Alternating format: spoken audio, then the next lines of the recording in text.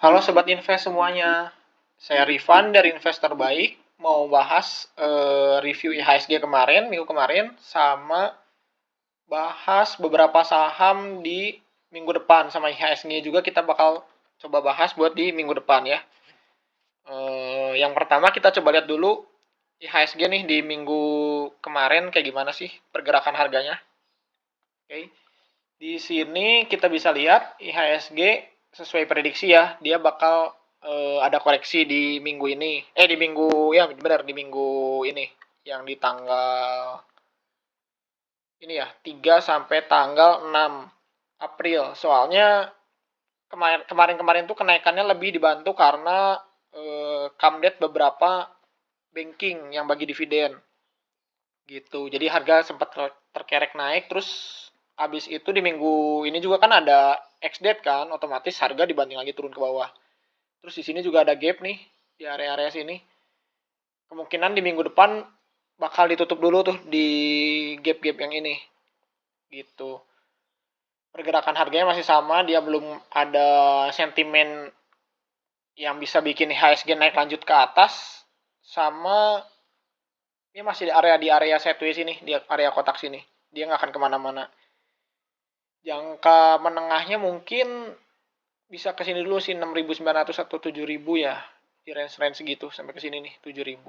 Tapi ya itu beberapa minggu atau beberapa bulan dulu ke depan. Cuman sejauh ini sih masih bakal nutup ke sini nih 6.700 dan ke 6.680-an. Itu untuk IHSG ya. Terus coba kita bahas sedikit saham yang sempat direview di minggu kemarin. Yang pertama ada ITMG yang kemarin sempat naik lagi kencang ya. Nah, ITMG ini sesuai juga sama yang udah kita bahas di minggu kemarin. Naik lumayan nih. Setelah dia ada koreksi dalam, setelah pembagian dividen ya, bukan pembagian dividen, pengumuman ex-date, sempat ke bawah lalu dihajar lagi ke atas. Tapi di sini ninggalin gap nih. Sama kenaikannya pun candle-nya nggak terlalu cukup kuat sebenarnya. Mungkin ITMG bakal naik sampai ke area sini sih.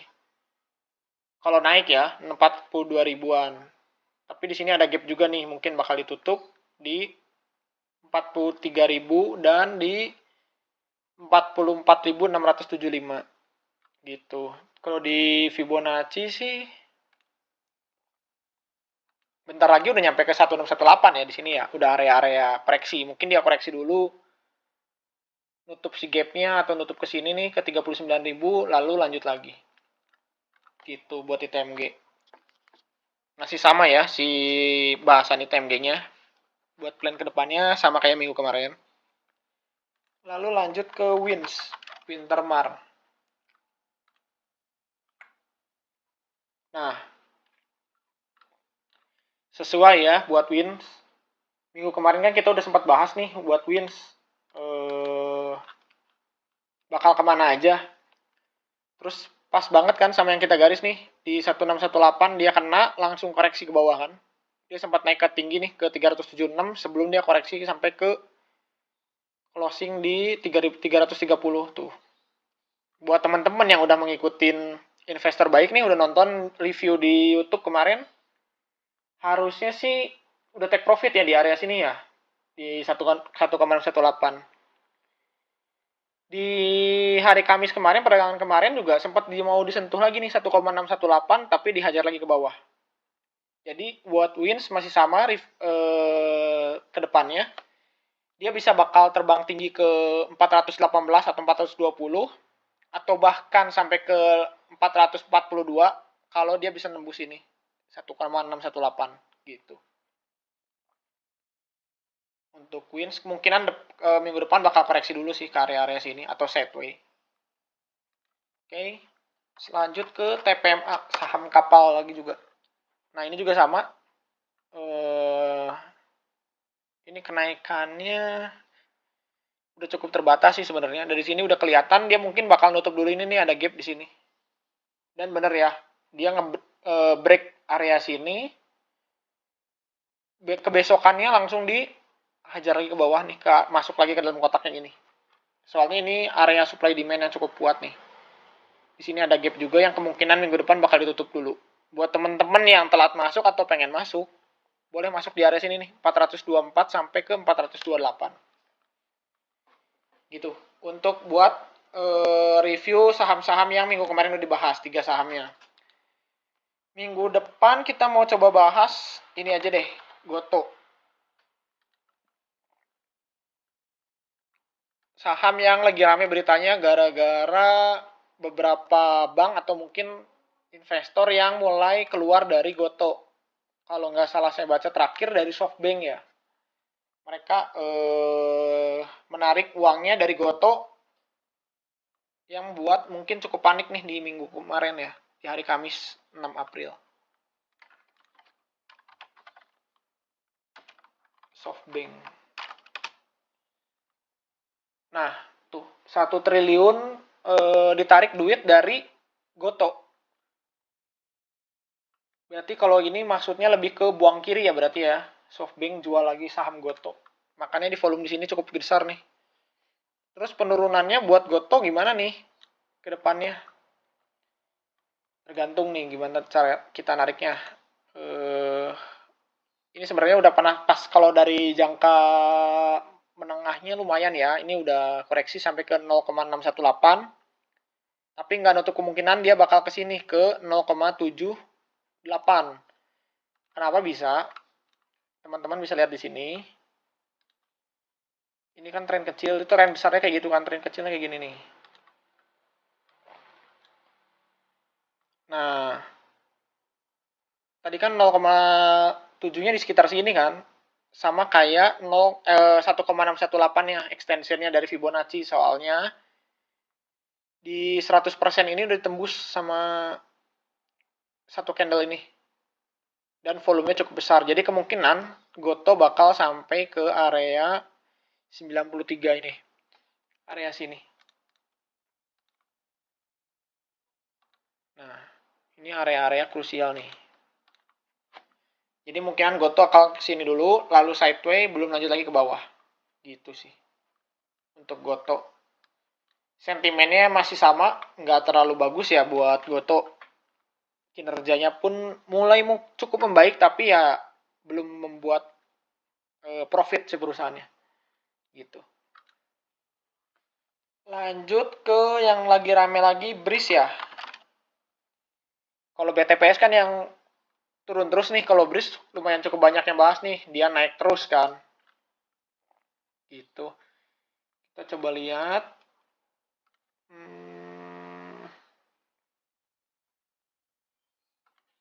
Oke.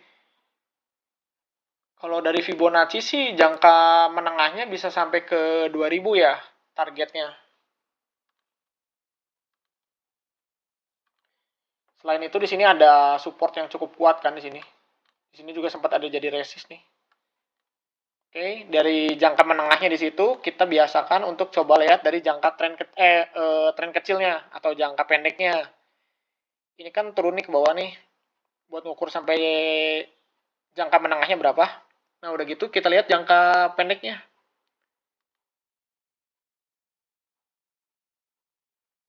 Nah, kurang lebih mirip-mirip ya di area-area sini. Jadi ini target buat BRIS di 1930 sampai ke 2000. Itu harganya. Mungkin minggu depan bakal naik dulu ke atas ke area-area sini sebelum nanti koreksi lagi. Koreksi kemana? Koreksi gini nih. Saya gambarin. Minggu depan mungkin begini. Terus nanti bakal ada koreksi sampai ke sini.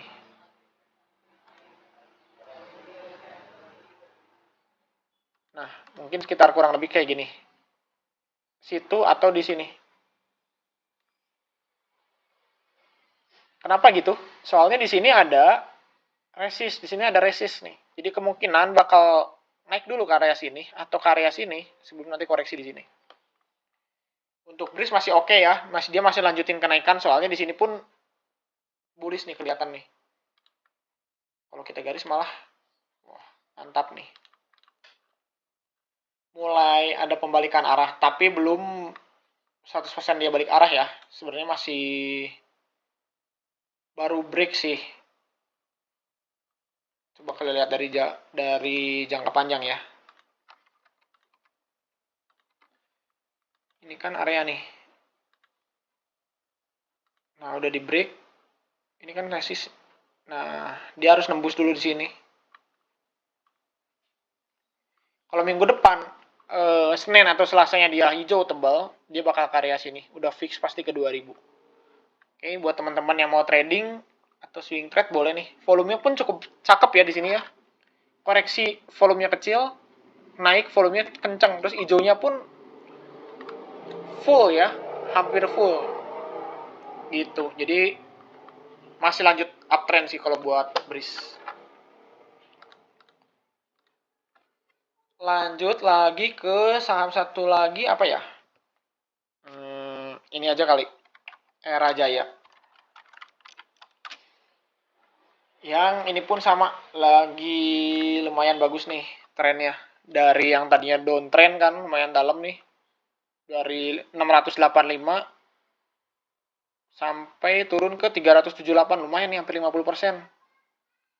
Sebelum dia balik lagi naik ke atas. Ini kedepannya bakal gimana nih si Era Jaya?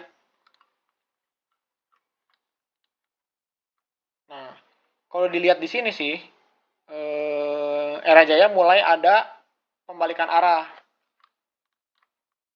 Kenapa? Kita lihat dari Fibonacci coba ya. Nih, ini naik panjang, lalu koreksi kan ke 0,618 dan fix dia langsung mantul ke atas. Berarti kalau kayak gini gimana biasanya? Buat sobat invest yang udah mengikuti video teknikal ini dari awal harusnya udah tahu ya. Tinggal kita balik nih. Targetnya kemana? Bisa ke sini atau bisa di sini. Gitu. Kenaikannya ya. Ini secara weekly loh. Mingguan atau jangka panjang. Menengah panjang. Terus kalau buat jangka pendeknya gimana nih buat Era Jaya? Kayak tadi, kita coba tarik lagi. Nih, kemungkinan buat Era Jaya bakal kesini dulu nih, area 580.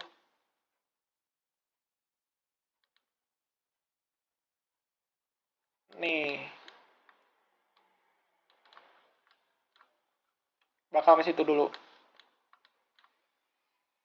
Udah sih kemarin sempat kena, cuman dia bakal coba nembus ini dulu. Kalau ini tembus, dia lanjut ke 650. Gitu buat Era Jaya. Soalnya volumenya juga cukup kenceng ya kemarin tuh. Lumayan kenceng. Jadi kalau Era Jaya berhasil nembus area ini, dia bakal lanjut ke atas. Tapi kalau enggak, dia bakal koreksi dulu nih ke area-area sini. 535 atau 520. Gitu. Untuk Era Jaya itu ya. Ini juga saya bantu garisin.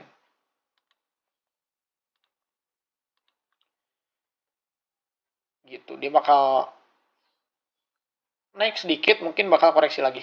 Jadi buat teman-teman mending masuknya kalau di bahasa teknikal mungkin buy on weakness ya. Ini pun masih bagus sih. Naik, sideway, koreksi sedikit, naik lagi, ada sideway, naik lagi, turun koreksi, naik lagi. Ini harus lebih tinggi daripada yang ini. Jadi ini kalau bisa nembus karya sini nih. Dia, itu udah nandain kalau dia reversal. Gitu. Ini aja ya buat review teknikal minggu depan. Buat teman-teman jangan lupa di subscribe. Sama jangan lupa di centang juga ya di loncengnya biar kalau ada updatean terbaru tuh teman-teman bisa langsung dapat update. Lumayan kan dapat seminggu tuh berapa persen 5-10% pun udah lumayan sebenarnya. Gitu. Malah bisa lebih ya kalau lihat dari kemarin-kemarin tuh trading plan yang udah kita bikin di sini. Terus kalau teman-teman yang pengen mengikuti ini postingan-postingan tentang saham, tentang kripto atau tentang investasi lainnya boleh ikutin aja Instagram kita, Instagram Investor Baik, ada TikTok juga Investor Baik. Di situ nanti mungkin bakal lebih rutin. Kalau ini kan teknikal lebih per minggu ya.